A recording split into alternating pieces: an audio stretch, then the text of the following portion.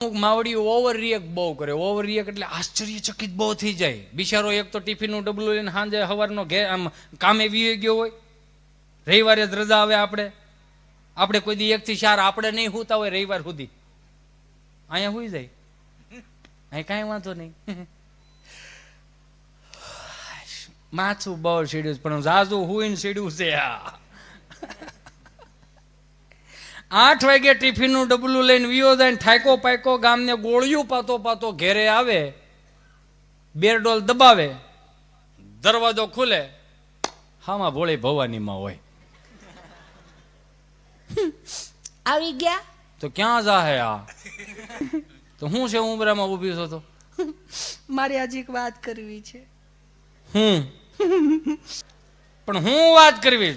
થાક લાગ્યો છો? નહીં, વાત જ કઈક એવી છે ને, ત્રિલોક સાંભળો ને. શું છે? આજે આપણું ચિંટુ છે ને, ચીંટુ 1.5 ફૂટનું જ હોય હો. આપણું ચિંટુ છે ને, હા, હું આપણો ચિંટુ આજે પપ્પા બોલ્યો તો એ માણાના પેટનો છે, નો બોલે.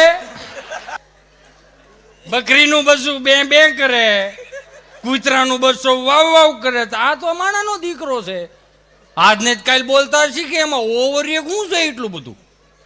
પણ તમારો દીકરો કે દીકરી શિવ મંદિરે જળ ચડાવતો થઈ જાય, તમારો દીકરો કે માતાજીના મંદિરે દીવા કરતો થઈ જાય, તમારો દીકરો કે દીકરી એ કોઈને ભૂખાને અન્ન દેતો થઈ જાય, તમારા માવતરના પંખ ચાપતો થઈ જાય, ગીતાજીના શ્લોકનું પઠન કરતો થઈ જાય, એ રામાયણને પગે લાગતો થઈ જાય, ત્યારે ઓવર રિએક્ટ કરજો કે શીખવાડ્યું નથી ને આવ્યું ક્યાંથી આ?